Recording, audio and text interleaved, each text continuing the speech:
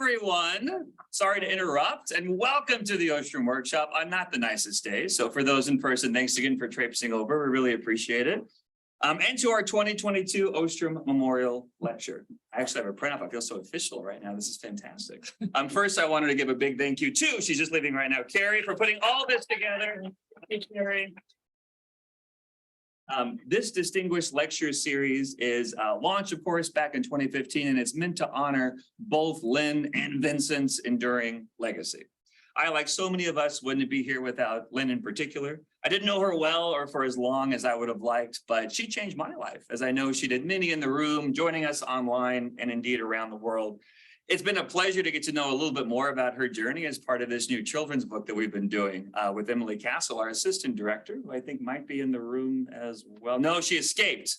But Lynn overcame a lot of challenges at every step along the way, including a childhood stutter, and wound up overcoming that, becoming champion of her high school debating team, not letting it turn down by the UCLA economics department, getting her way of earning a doctorate, eventually tenure at IU, and by the way, the Nobel Prize in economics, or teaching herself little things like calculus or game theory or woodworking, and always had time for her students, along with random assistant professors like me, who emailed her out of the blue back in 2010, and to which she responded the same day, even though she had far better things to do.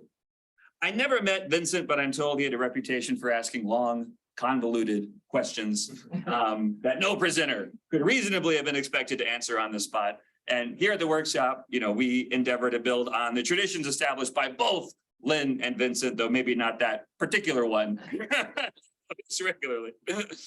But his pioneering work on polycentricity, natural resource governance remains highly influential and is celebrated in our ENRG program, the Tocqueville program, along with the polycentricity working group, just to name a few. This lecture honors them both as people and as interdisciplinary scholars who were in many ways ahead of their time, but whose work still has much to teach all of us about how we can better manage and understand the collective action challenges we face now and in the future, from climate change to polarization. So with that, it's my honor to turn things over to Professor Gustavo Torres, director of our political economy program, to properly introduce our Ostrom Memorial Lecture for this evening. So thanks so much again for coming, and over to you, Gustavo.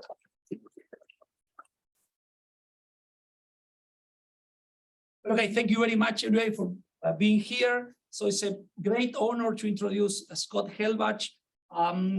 Scott is professor of political science and School of Public Policies at University of Chicago.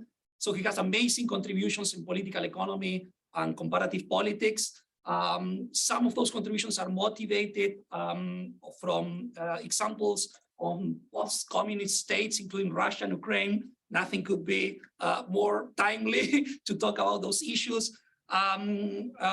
He has published in most of the top poli-science journals, and he has books on these topics, especially on autocracies. And he has a very nice graduate level textbook on formal models of domestic politics with a new edition 21. So I highly recommend that textbook for your classes. So I could keep going forever, but you are here to hear Scott. So it's a pleasure that to have you here. And he will be talking about governing the autocracy, the nature of institutions for autocratic rule. So thank you, Scott. Thank you so much.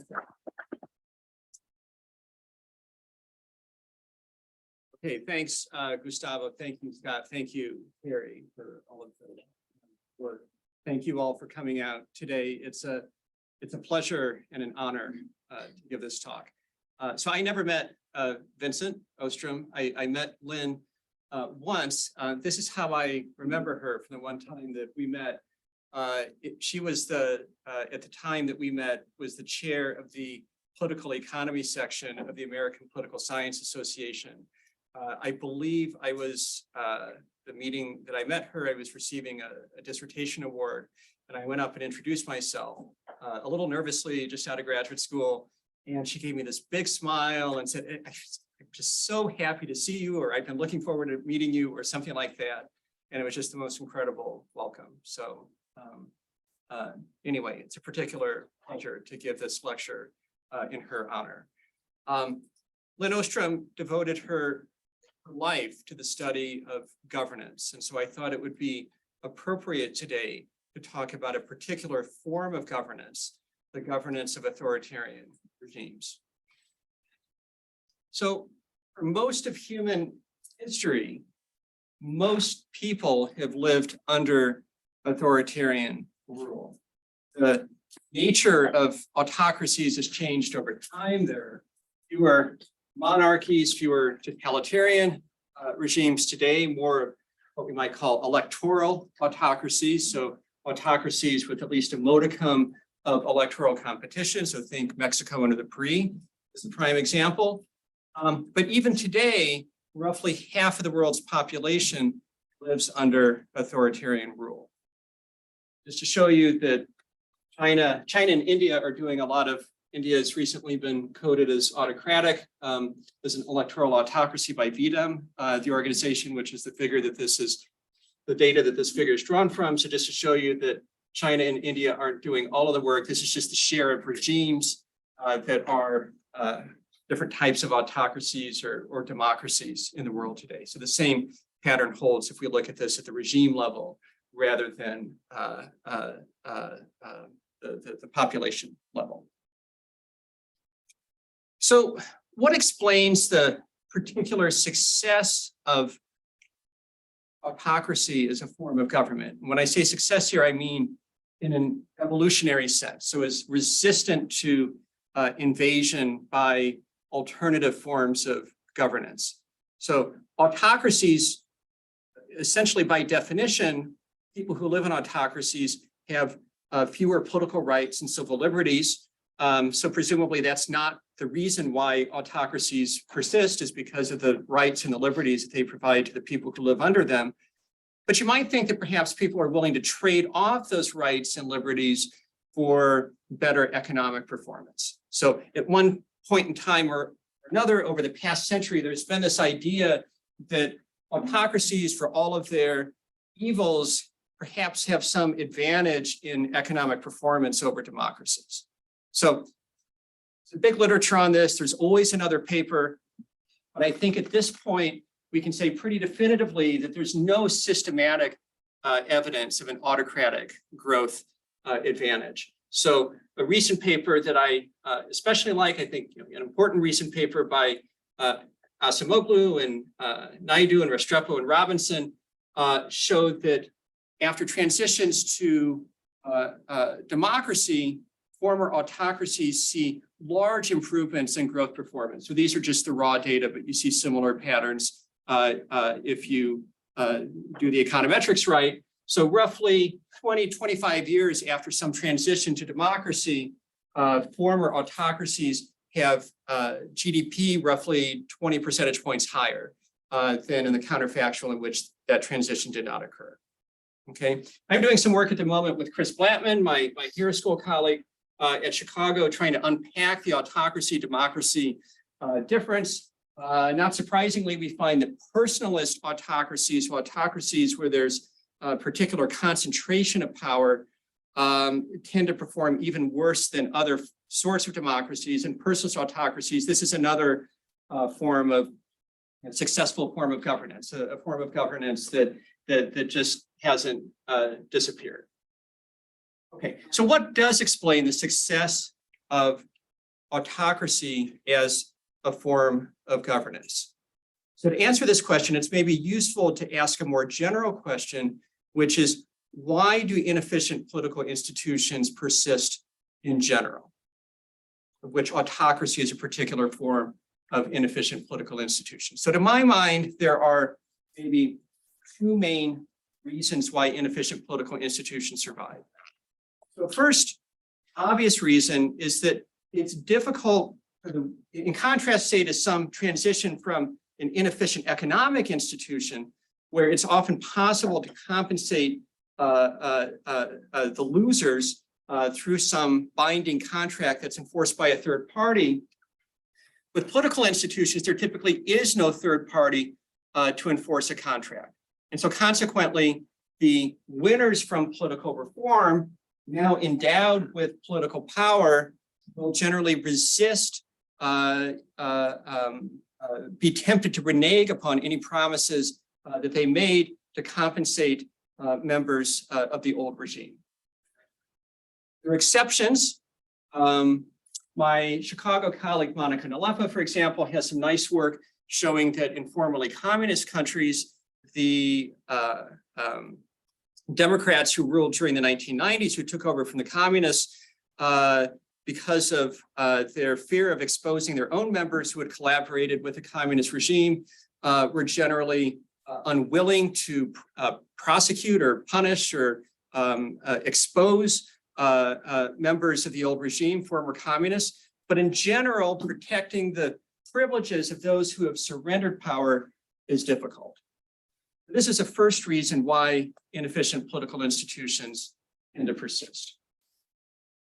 Second reason is, in contrast, say, to firms, there's limited external feedback with respect to political institutions. So countries may go bankrupt, but they don't generally go out of business. So we can say that countries and consequently regimes have a sort of soft budget constraint. In addition, in the modern world, and obviously there is an exception in the news, but in general in the modern world, international norms and institutions discourage wars of conquest. So we can say that there are no hostile takeovers of the sort that we see in the corporate world. This is another reason why inefficient political institutions tend to survive. So there's not the sort of selection pressure in the modern world that Charles Tilly wrote about in an earlier era, for example. As a consequence, autocratic rule can persist indefinitely, barring some sort of threat from within the polity. And such threats in general can take one of two forms. They take the form of coups or revolutions. So coups, bless you, coups can be palace coups, as when Nikita Khrushchev was deposed in 1964.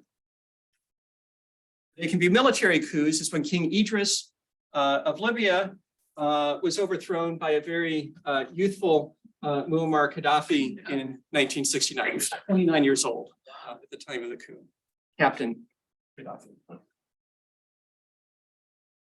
Authoritarian regimes can be overthrown by revolution.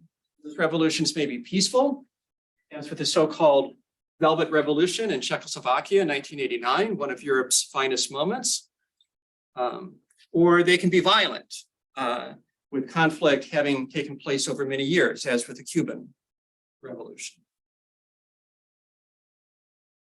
Regardless of the form that regime change takes, a successful coup or revolution requires coordinated effort against the regime. The basic idea here is that there's strength in numbers. So you don't want to be the one captain who shows up to a coup. You don't want to be the one citizen standing on Red Square with a sign saying down with the regime. Right? Consequently, elites participate in a coup if and only if they expect other elites to do so. Citizens protest if and only if they expect others to do so. In the language of game theory, we can say that there are strategic complementarities in coups and revolutions, any sort of challenges against the regime. And these strategic complementarities exist across groups as well as within groups of political actors. So the anti-Gorbachev putsch in 1991, for example, might have been successful if not for the fact that citizens of Moscow especially rallied in support of not so much Gorbachev, but let's say in opposition to the coup, which ultimately contributed to the failure of that attempt to seize power. Okay, so here's a little schematic representation, a little bit of game theory to try to structure the conversation to follow. Schematic representation of what we're talking about. So envision a situation in which you have two actors. So this extends straightforwardly to the case of a continuum of actors, but a situation in which you have two actors, each of which can challenge the regime or not. challenge to the regime is successful if and only if both actors choose to challenge. In the event of successful coordination, there's some payoff, call it beta, that the challengers receive, perhaps the benefits of living under an alternative regime, or the rents that can be earned from participating, being a member of a military junta that takes over for the previous regime. There's some cost of challenging, call it mu, that's born regardless of whether or not the challenge is successful. And let's say there's some status quo payoff, call it alpha, that the challengers, the potential challengers receive if they choose not to challenge the regime. So if we assume that beta, the benefit from successful coordination, is greater than mu plus alpha, the opportunity cost of challenging, then we have a coordination game. So a game in which there are two equilibria, one in which both actors challenge, and one in which neither do. If we assume that beta is greater than mu plus alpha, moreover, we can say that the equilibrium challenge payoff dominates the equilibrium not. In other words, each of the actors receives a higher payoff under the equilibrium in which they both challenge than in the equilibrium in which neither of them does. Now, the thing about payoff dominant equilibria is that there's no guarantee that that's the equilibrium that the actors are necessarily going to coordinate on. In general, with coordination games, it's maybe a little risky to venture opinions about which equilibrium is more likely. But loosely speaking, and we can make this more precise if we assume a particular form of uncertainty, but loosely speaking, we can say that the equilibrium challenge is more likely if the range or the support of beliefs that supports that equilibrium is greater than the range of beliefs that supports the other equilibrium. And that's true if beta is at least twice the opportunity cost from challenging, which is a stronger condition, obviously, than for this to be a coordination. Okay, so the point of all of this then is that the autocrat would obviously prefer that the actors in our little model here coordinate on not challenging the regime rather than challenging the regime. And that will be more likely to the extent that beta is small and mu is large or alpha is large. Okay, and so this gives us a way then of thinking about how an autocrat might go about holding on to power. So what are the various tools of political survival? Well, one tool of political survival is to co-opt elites and citizens in some way, so to increase the payoff from the status quo.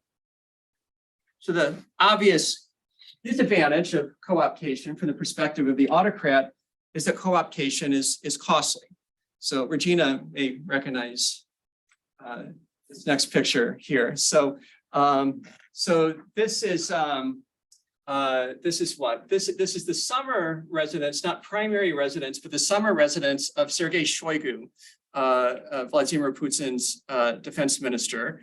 The sloping roofs are intended to evoke the Buddhist heritage of his home region of Piva. This is a summer residence valued at roughly $18 million. $18 million presumably taken out of the military procurement budget. Yeah. This is a cost of co-optation from the perspective of the autocrat. Putin has let Shoigu and people like him for years steal from the state, and we're seeing the consequences of that behavior in real time. So that's one tool of political survival. Second tool of political survival is to repress. So to increase the cost of challenging the regime mu. So what's the issue with respect to repression? Well, I can think of at least two. So first of all, repression has its own coordination problem. So members of the repressive apparatus may be inclined to repress if and only if they expect other members of the repressive apparatus to do so. And so somehow the autocrat needs to convince those actors to coordinate on repression. But repression, in addition, as with co-optation, can be costly. Now consider this man, Alexander Lukashenko. Lukashenko today, from what we can tell, is extraordinarily unpopular in Belarus. He hangs on to power only through force. And he's able to do so because of the financial and military assistance that Russia is providing. Of course, that military and financial assistance doesn't come, security, let's say, and financial assistance doesn't come for free. There's some expectation in return of cooperation. And we've seen this year what that means in practice. So this photo was taken just a week before the invasion of Ukraine on February 24th. Lukashenko has, in essence, surrendered his political independence in return for the assistance necessary to repress. So that surrender of independence is a cost of repression. Finally, autocrats can manipulate information. For example, beliefs about the relative attractiveness of some alternative regime vis-a-vis the incumbent regime. So beliefs about beta. So this is what Sergei Guriev and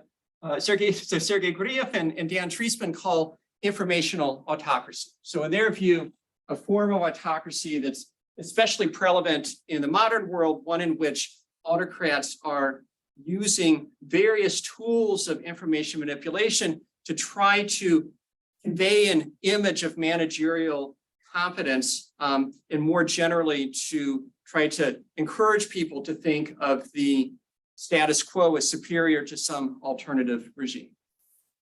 So back in the day, Vladimir Putin was a master of this. He would hold these call-in shows. An example of what my former student, Hannah Chapman, now at Oklahoma, calls participatory technologies, where people would call in and say, there's a bridge, in my village that's been out for the last 10 years, and we keep writing to the governor, and the governor doesn't do anything about it. And Putin says, damn the governor, and we'll take care of the problem tomorrow. And lo and behold, tomorrow the bridge is repaired. And this is all Hannah found quite successful in encouraging people to think of Putin as competent and increasing support for Putin. So we can think of a range of examples of this sort of behavior.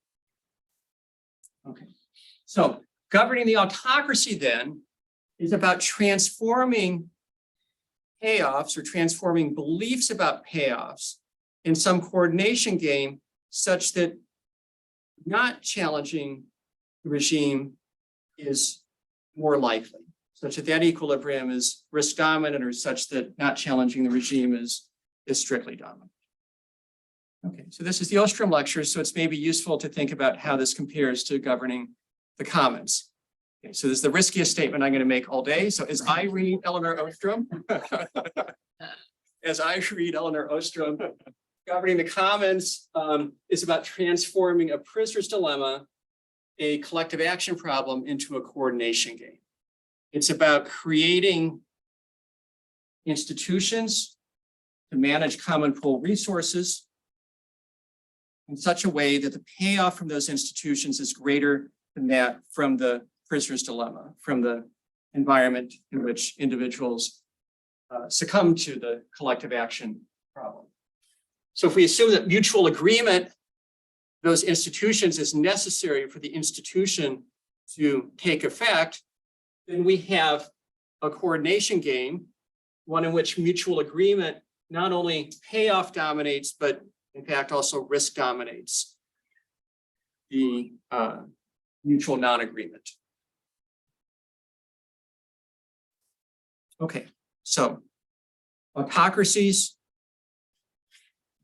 don't survive because of superior economic performance or because of the rights, the liberties that they provide to their citizens. They can survive indefinitely in the absence of coups and revolutions. Successful coups and revolutions require coordinated effort against the regime. And to prevent that coordinated effort, autocrats co-opt, repress, or manipulate information.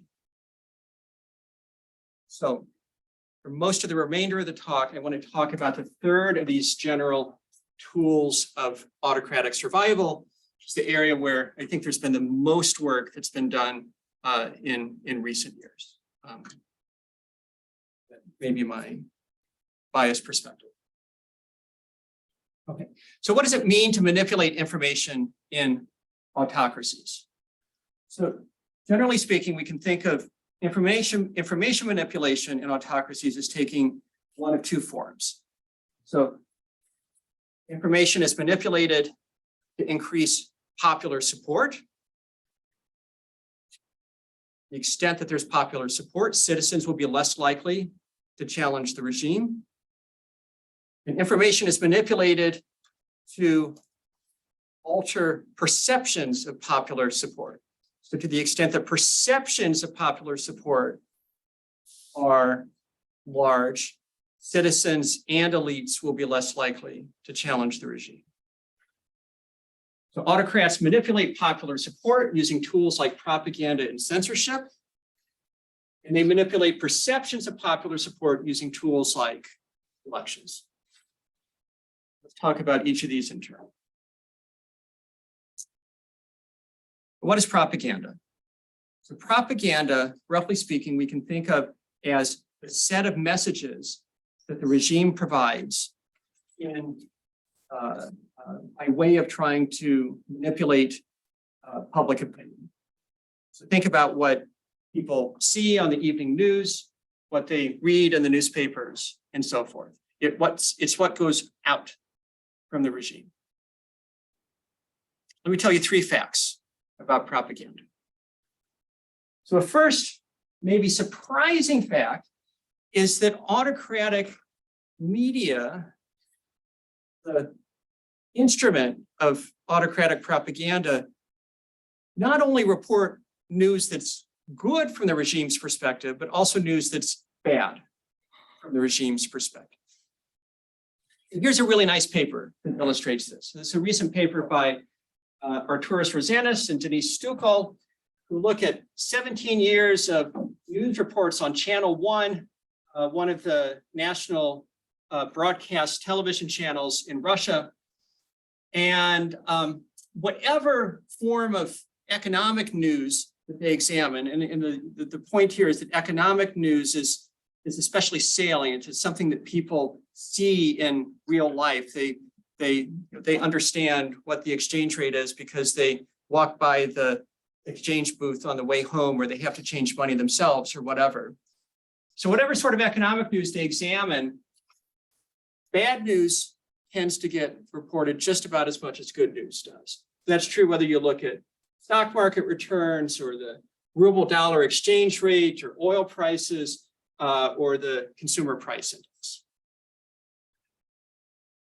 So the difference, they say, is how the bad news is interpreted versus the good news, to whom it's attributed. So good news is attributed to the regime and bad news is attributed to foreign actors, for example. So that's fact number 1. Fact number 2, so as various political scientists and economists have shown for a number of countries, advertising revenue tends to liberate media owners from political influence.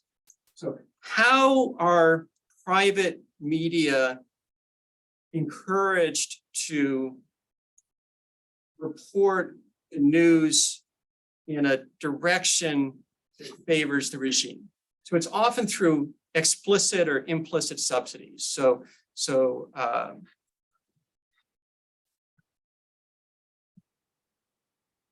advertising from state-owned corporations, this sort of thing. So when the advertising market is large,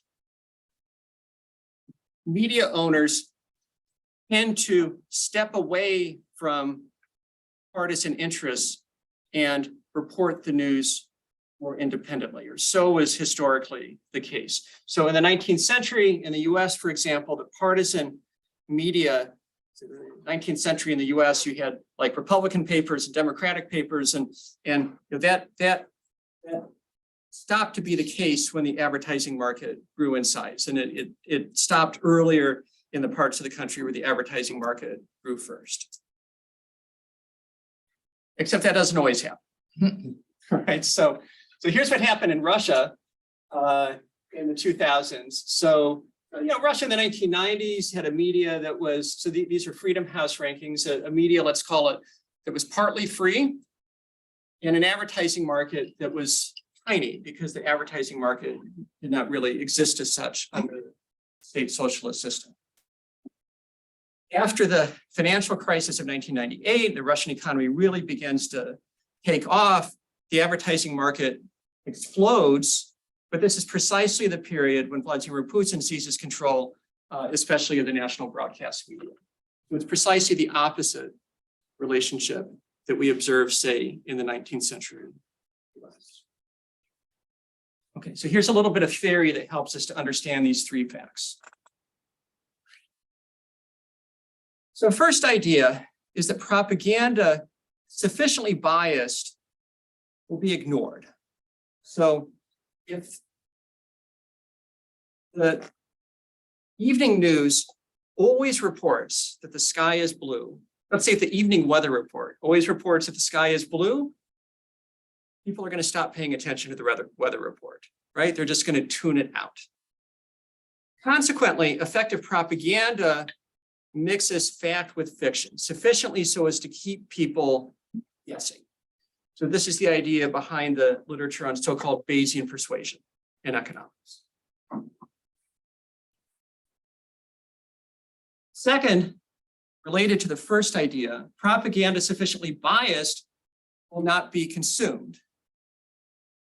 So if media are uninformative and people have other things to do with their time, if they can always just play tennis, then people can just turn off the television set.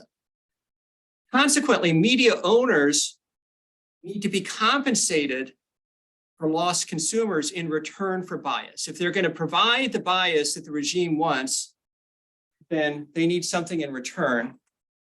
And the extent to which they need something is going to be increasing in the size of the advertising market.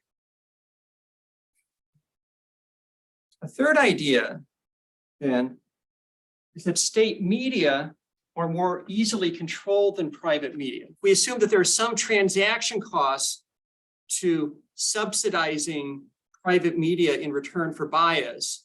And if those transaction costs are lower when media bias is essentially produced in-house rather than purchased, it's made rather than bought, then there's going to be an advantage from the autocrat's perspective in having the media under state control. Now, that advantage is going to be relatively small when the advertising market is small. But as the advertising market increases in size, the advantage increases. And that's then going to encourage autocrats to seize private media, to nationalize private media when the advertising market increases in size. And this is, again, precisely what happened, say, in Russia in the 2000s. So the tendency of individuals to tune out too much misinformation, to turn off the television if it's just propaganda, encourages autocrats to take over private media. Homage to the 60s. Yep. Okay, so that's propaganda. Now let's talk about censorship. So Jessica and I were discussing earlier today, you can model censorship is essentially isomorphic to propaganda. So depending upon the particular idea you have in mind, it may look formally quite similar to propaganda. So I don't want to talk about theoretically what censorship means. It's again about mixing enough fact with fiction so as to keep people guessing. Instead, I want to talk about some empirical work on censorship that I like, that I think is illustrative of the sort of things that people are doing in this literature. Okay, So before I talk about that particular empirical work, let's just think about what censorship is. So simply as an accounting identity, censorship is the ratio between banned speech and all speech, which is to say it's equal to 1 minus the ratio between allowed speech and all speech. So the empirical challenge in studying censorship is that we typically only observe allowed speech. We don't observe banned speech. And so how could we estimate the extent of propaganda? How could you even imagine going about identifying all of the posts that Chinese censors take down within 15 minutes of their going online? Well, what Gary King and Jennifer Pan and Molly Roberts did was they set up servers somewhere. I don't think we know actually where, set up servers somewhere in the world and captured posts from incredible, I mean, look how many social media sites there are in China. So 1,400 social media sites in China capture these posts in real time and then look to see which of those posts were taken down 15 minutes later. And what they found was something really interesting. What they found was that, generally speaking, the Chinese regime doesn't seem to be that concerned with criticism of the party, the state, the policy, maybe because the criticism helps the regime to understand whether local officials are doing their job or not. But they really, really, really don't like anything that smacks of collective action. So anything like, protests in Inner Mongolia or riots by migrant workers, that's the sort of stuff that just gets taken down immediately.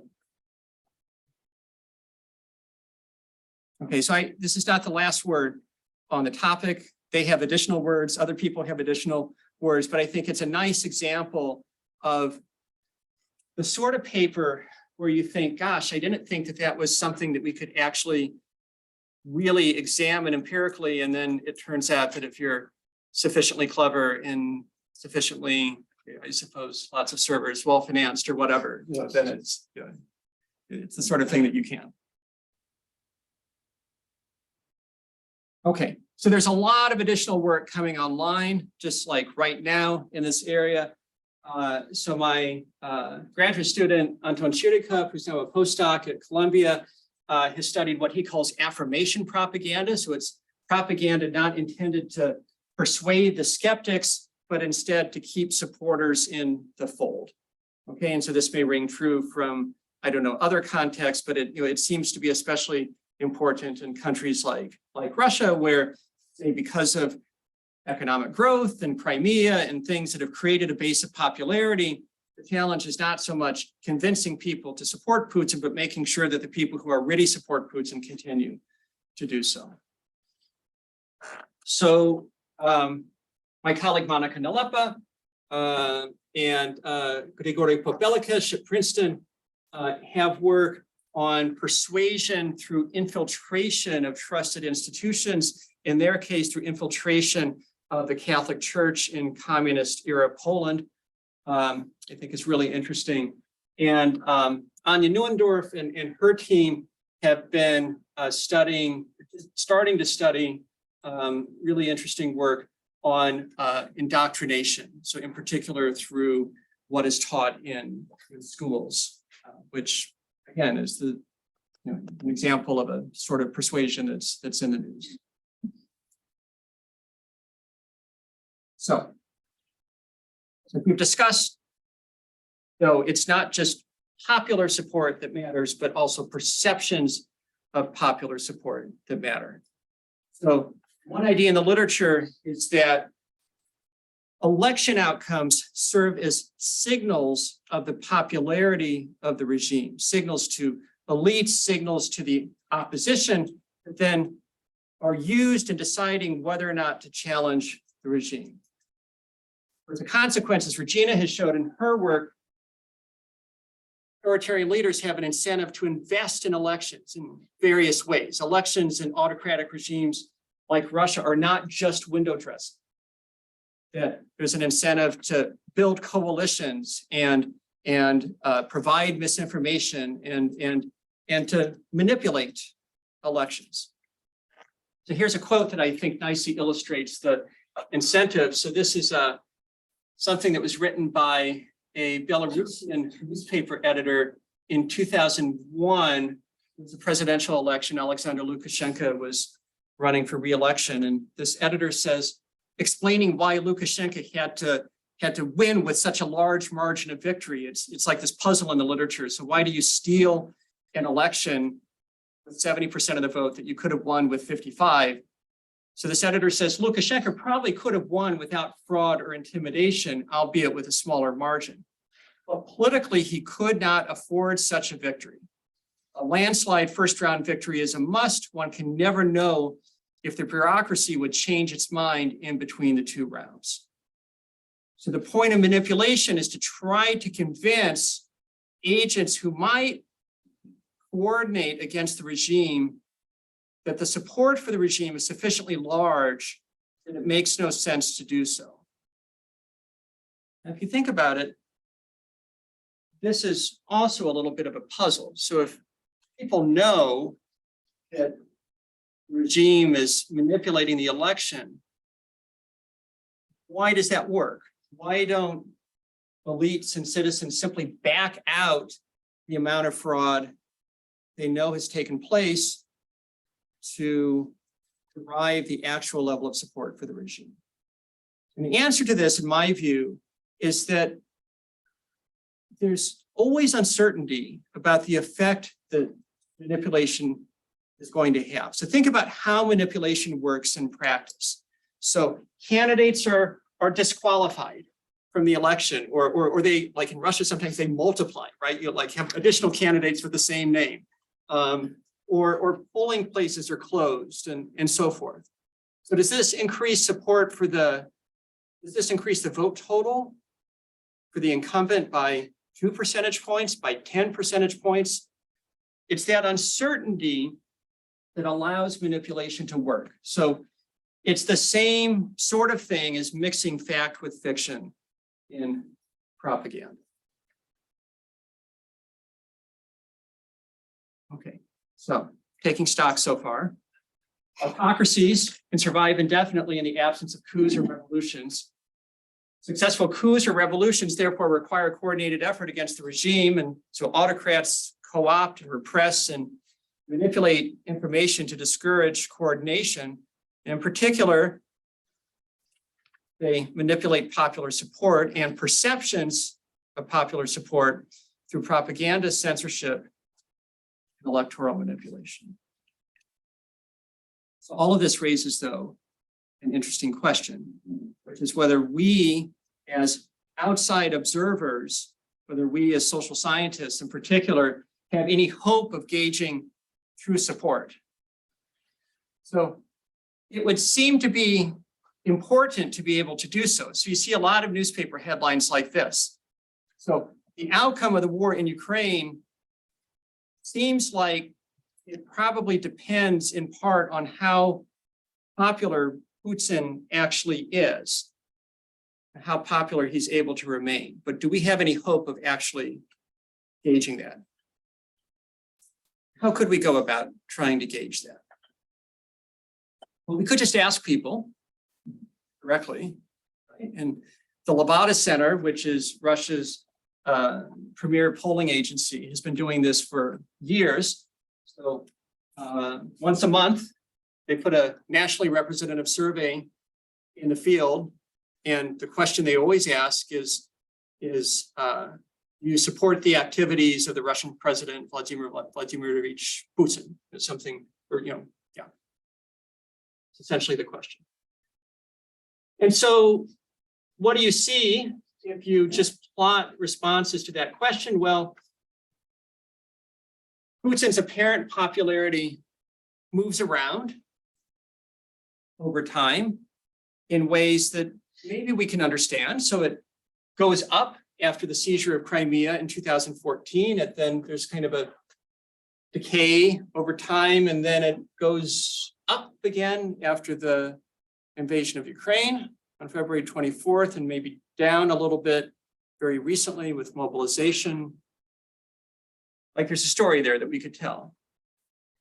But like this spike in particular, I don't know, Russia's become a pretty autocratic, repressive place recently, even relative to where it was before. And maybe people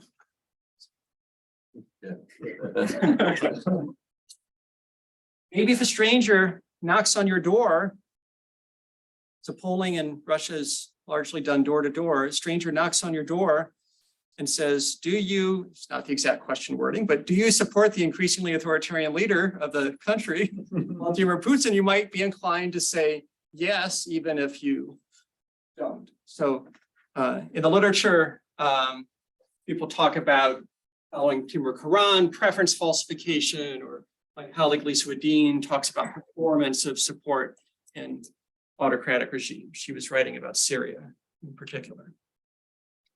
So maybe there's reason to be skeptical about the responses to direct questions. So Tim Fry, Kyle Marquardt, John Reuter, and I tried to get at this back in 2015 by using list experiments to estimate support for Vladimir Putin. So a list experiment is a type of survey experiment. It's an experiment embedded in a survey. Survey respondents are randomly assigned to a treatment group and a control group. Both sets of respondents are read a list, which in our case is a list of, we did this in a few different ways, but a list of Russian or Soviet leaders. So respondents were told, take a look at this list of politicians and tell me for how many you generally support their activities. And people in the control group, they get Stalin, Brezhnev, and Yeltsin, and people in the treatment group, they also get the potentially sensitive item, Putin. Okay, so the idea then is that you can estimate support for Putin by comparing the mean response in the treatment group to the mean response in the control group. That's the idea. So what did we find in 2015? So the estimate from the list experiment, from two different versions of the list experiment, 2 different rounds, 2 months apart, was that roughly 80, 81, 82% of respondents supported Putin. This is right after Crimea. The estimate from the direct question was 88, 89%. So close enough that we felt comfortable concluding that the apparent support for Vladimir Putin, as elicited through direct questioning, was probably genuine. Which is not to say that it wasn't manipulated because of propaganda or censorship, or it wasn't to say that it was rock solid, that people couldn't be nudged, with a little bit of bad economic news or whatever. It was just to say that they probably weren't lying when asked directly if they supported Vladimir Putin. Okay, so we've actually been back in the field. I don't know if Regina's seen this. We've been back in the field. Michael and I chatted earlier today. He has. So been back in the field the last couple of years. And the interesting thing is that the gap between the list experiment, the list estimate, and the estimate from the direct question is a lot larger the last couple of years than it was in 2015. So taken at face value, we might therefore conclude that people are more hesitant to express support for Putin directly today than they were in 2015. And maybe that's not so surprising because Russia is a more autocratic place today than it was in 2015. And so maybe people are just inclined to say they support Putin even when they don't, when they're asked directly, but when given the opportunity to maintain plausible deniability, to say they support one person, and you don't know whether that's Putin or Yeltsin or Stalin or Brezhnev, then they can hide behind that anonymity. Okay, so if we'd only done this, we would have written up a paper that everybody would have cited and would have gotten a lot of press, that lots of big declines in apparent support, big declines in support for Vladimir Putin, and lots of shy Putin opponents. That's what people would have said, right?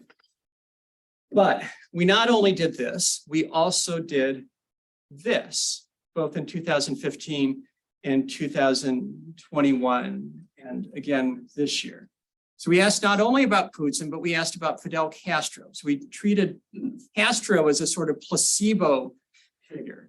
No reason to think that opposition to Castro is in any way politically sensitive in the Russian context. And yet, as with Putin, we see a much larger gap between the list estimate and the estimate from the direct question the last couple of years than we did in 2015. I feel very uncomfortable concluding that there's more hesitation about expressing one's true opinion vis-a-vis Castro today than in 2015. And then we also did this.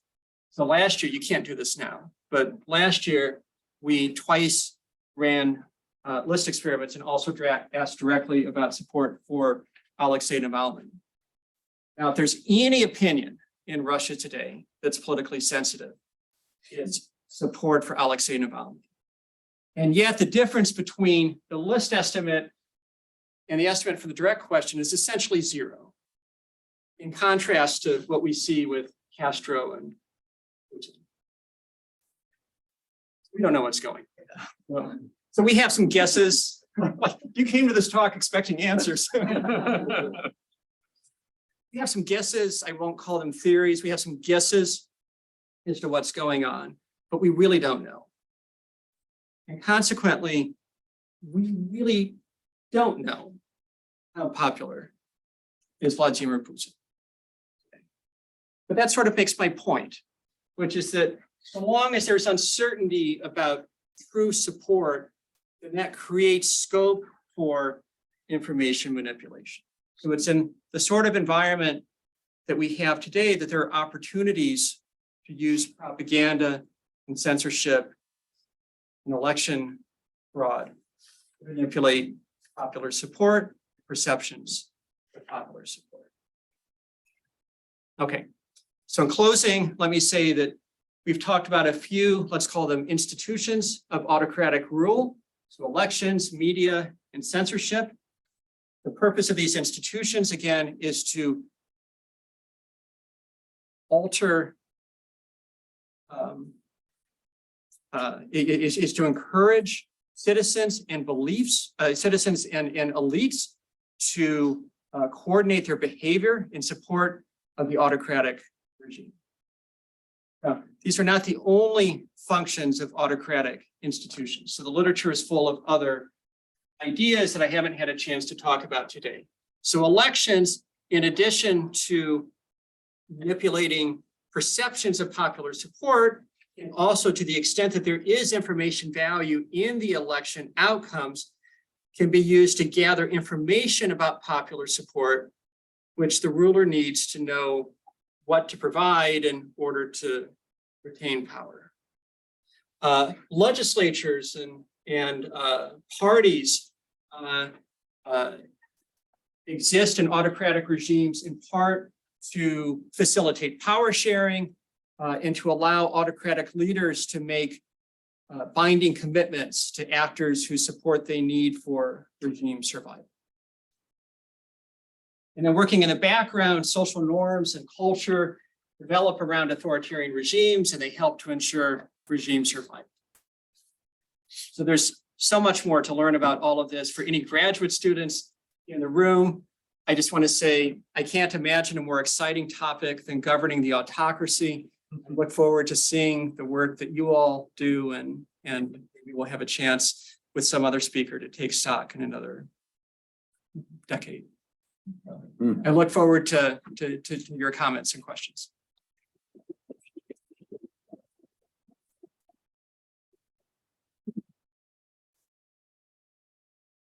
So I think we have around 15 to 20 minutes for questions, and then there is a reception. So who wants to start a show? Michael, it seems. So, Scott, could you remind us about your guesses as to why the list experiment didn't work?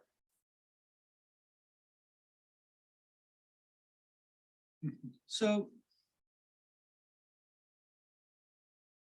there are a few things about implementation that changed between 2015 and the last couple of years. We don't see any smoking gun that the changes in implementation mattered, but just to put it out there. So in 2015, we did the randomization ourselves. More recently, Nevada has switched to practice where they do the randomization. Like the balance checks all work out, so everything looks okay, but that's a change. The person we were working with at Nevada changed, so there's a different contact person. Again, no reason to think that that makes a difference, but the person in 2015 was somebody that we had worked with, in particular Tim and John had worked with for years. What else? There was some changes in mode back and forth through this period. So the big one was that Nevada moved to a tablet-based implementation where they showed people the responses on an iPad, and then people checked the answer that they wanted. And again, no reason to think that that would make a difference, but all of these things potentially could have played a role. But this is not a theory at all. Like I said, not a theory, but guesses, yeah. And like why that would work in some ways for some actors and other ways for other actors, we don't know. So like with respect to Navalny, the one thing I would say is that there's sort of a unified theory, call this a theory, unified guess, I don't know, of the three sets of results that I showed you, which is that for whatever reason, we don't know what that reason is, but for whatever reason, there's more of what people in the list experiment literature call deflation today than there was in 2015. So deflation is a deflation of the estimate in the list as relative to the true level of support for one reason or another. So if we allow for there being deflation uniformly across all three sets of questions, in fact, this helps us to reconcile these results. So we see the increasing gap for Putin, we see the increasing gap for Castro. And then for Navalny, well, there's maybe deflation that's pulling down the list estimate. But remember, with Navalny, the potentially sensitive opinion is expressing support, not expressing opposition. And so you would expect that to all other things being equal to provide a higher estimate from the list experiment from the direct question. So to the extent that those two things cancel out, you would see a similar estimate from the list experiment from the direct question, which is what we, like why there's more deflation today than there was then. We don't know. Yes, please. A long comment. I know there are some questions on the chat. We will go there after these questions. Quick question. I'd like to invite you to leave Russia for a moment and look at the most successful. I've left Russia. I met my family this summer outside of Russia. So when I'm going back to autocrat today is Viktor Orban. Yeah. He's been in power more than Putin. So how would your theory apply to explaining the success of Orban, which is stunning by all criteria? He changed the constitution. He changed the way the Central European University. He challenged the authority of the courts. And he also established an international network of cooperation with other autocrats. He's Putin's man in the European Union, but he's also Le Pen's man and so forth. So how does this apply to explaining Orban? I'm puzzled by Orban more so than Putin. Thank you. Yeah, it's a good question. So Orban is a prime example of what Maria von Treisman call an informational autocrat. He's one of the examples that they point to most frequently in their work. And the sort of tactics that Orban has used include those that we've talked about today. So I guess the question then is, how is he able to get away with it, right? And I guess one idea, and this is work that my colleague Xiaoqian Lo and Adam Przeworski have done, is that it's possible to just chip away at basic democratic freedoms if there's sufficient popular support for the autocrat, the would-be autocrat to begin with. So autocrats consolidate power when times are good, and they're popular for whatever reason, good economic performance that may not be in any way they're doing, but which they can take credit, or people are willing to give them credit. And then when things go bad, they have rigged the system in such a way that it makes it people against them. So I think that's a generic strategy, and one that Orban was used, and other would-be autocrats like Erdogan and certainly Putin in the early 2000s and so forth have used as well. You don't want an autocrat to be, a would-be autocrat to be too popular, is I guess the moral of the story, because that gives them license to consolidate power in a way that's hard to take back. It's very popular in the United States, for example. What about? It's popular in parts of the United States. So I cannot read the questions on that. so much, but I cannot read the questions in the chat, but people online, can you ask the question directly? Unmute. can I? Well, Charles can unmute. You just go to the. Charles, can you? Yeah, I ask the hear question? you. I hear you. No, Awesome. thank you. Thank you for getting online. Great lecture. I was curious about the role of social media in preserving autocracy. I was wondering whether it's they're both positive and negative part, and I wonder if the literature has examined that at all. Yeah, it's an arms race, right? I mean, social media allows for coordination against the regime. Social media allows for disinformation and distraction, which can allow for support for the regime. So I mentioned that the work that King, Pan, and Roberts had done was not the last word on the topic. So there's another paper that they wrote that I like, in which they show that the role of social media in China is not so much to persuade people that the party is always right, as it is to distract people from stories that make the party look bad. And so people get paid, or party members.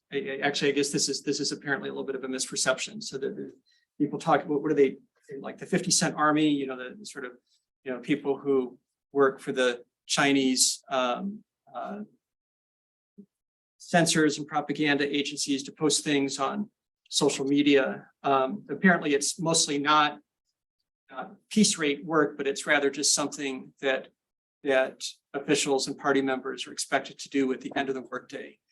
And what they observe is that when there's a negative story in the news, there's a riot somewhere, there's bad economic news or something, and there's a bunch of posts about some popular music star, or just sort of empty phrases in support of the party or whatever, just to try to drown out the bad news. Pictures of kids. We can think of other politicians who maybe are good at this. So Scott, do you know if there are more questions online, or you're tracking? Okay. So Dan, do you want to go in the meantime? Yes. Yeah, so there's theories floating around that COVID contributed to increasing the power of autocrats, because it made people concerned more with safety than with economic circumstances, and that for some reason safety favors the autocrat. Wondering if you have an opinion on that. I think it's plausible. I think we can think of cases in which autocratic regimes use the excuse of COVID to try to claw back some individual freedoms. Clearly, that's been the case in China, right? Whether the motivation for that was to protect the general public or to claw back the freedoms as the primary reason, I'm not sure. I'm not sure, probably a little bit of both. I had a student last year, a master's student, who was interested in this topic, and the initial idea was to try to look at this econometrically across countries. And it's a really hard thing to nail down because for sort of obvious reasons, COVID just bounces around in ways that are idiosyncratic, and I guess in principle you could identify off of that, but there's a lot to say. But she ended up writing a case study thesis. So yeah, I think it's plausible. I'm not sure that we know the definitive answer. I have yet to see the systematic study that really looks at this. Yeah, Rashina, do you want to go? Yeah, thanks. Thank you for just such an elegant talk. It was lovely, Scott. I have this question that's a little bit of your challenge to It Goes On Forever, which is the big difference between institutions of governing the commons and these autocratic institutions is self-reinforcing. So using Lynn's institution strengthens them, but using these institutions continues to weaken them over time. And that was part of the point I was trying to make in the book that I was writing. So it's hard to say over time, for example, that Russian institutions assist in power sharing or bonding and other things. That's happening way outside of the institutions. And I just wanted to know what you thought about that.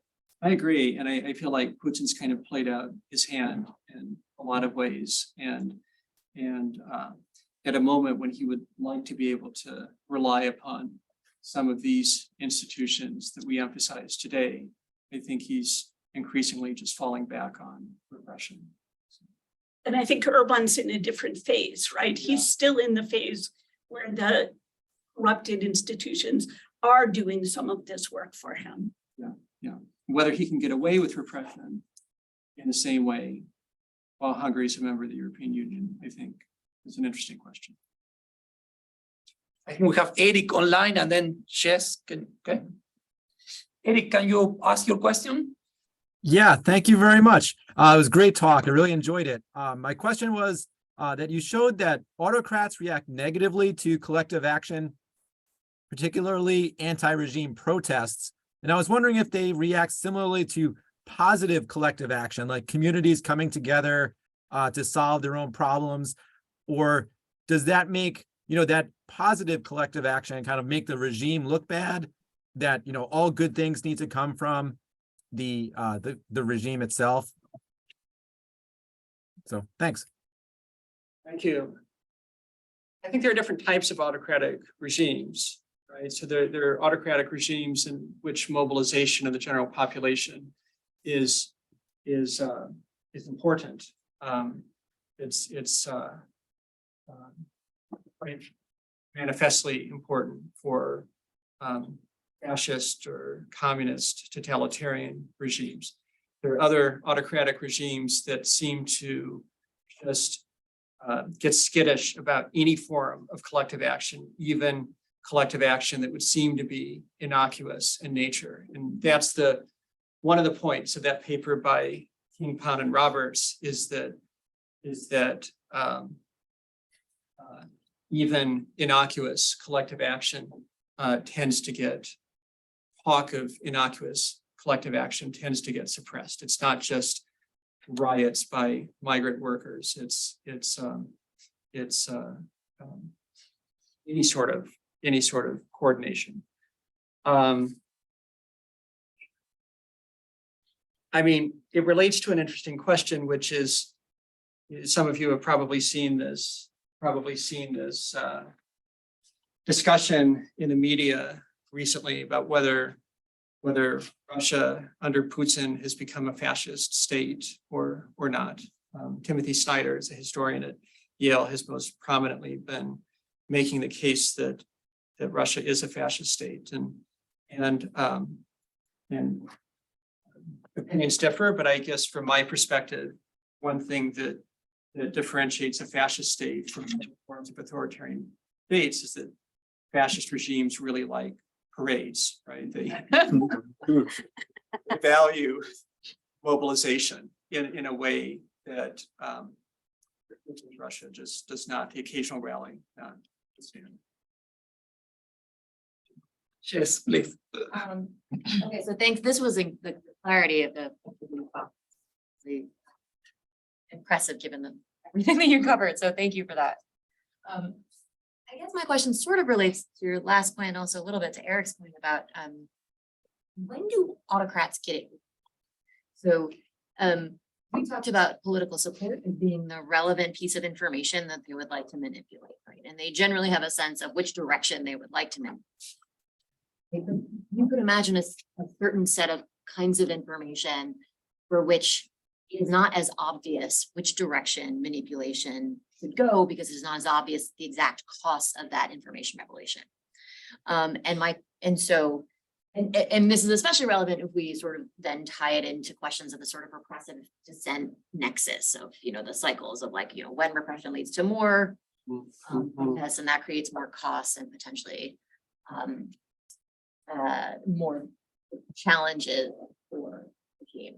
So I guess my question is you convinced me of all of the ways in which we should be worried, given the uncertainty around understanding this information. But I would expect understanding sort of like what the level of popular support actually is.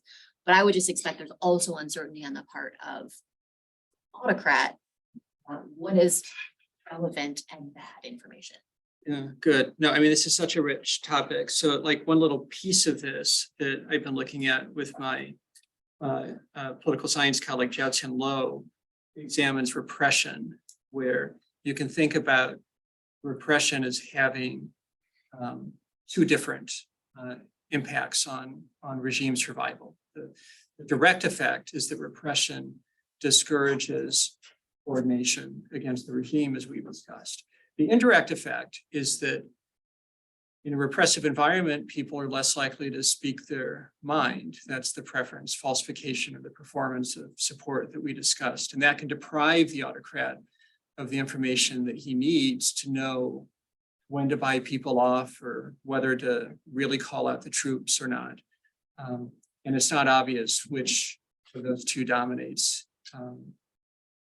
So Ronald Winthrop wrote a famous book on the political economy of authoritarian regimes. It's really one of the founding documents in the literature on the political economy of autocracy. And we talked about the dictator's dilemma, the dilemma being that repression deprives the dictator of information that he needs to survive and therefore reduces the autocrat's probability of survival. And all of that is pretty obvious, except maybe the last piece of that, which is that it reduces the autocrat's probability of survival. The fact that you have both this direct effect that works one way and an indirect effect that works another implies that the net effect is ambiguous. Okay, we're running out of time. I have one more question. I don't know if somebody wants to go. The role of existing cultural or religious beliefs, like deference to obedience to authority, deference to hierarchy. Yeah, I feel like we know so little about this, at least using the tools of the sort of tools that I've discussed today. So when I think about the areas in this closing slide where they're the greatest opportunities for graduate students to do work in the field, I think it's right here. It's around the question of not only how social norms and culture that are inherited through long tradition either encourage or discourage regime survival, but how they then evolve as they develop around authoritarian regimes. And I think there's real it's a little bit of a dodge, but I think but it's also, it's a little bit of evangelism. So I think there's real opportunity here for young scholars to work in this area. Okay, well, thank you very much. And then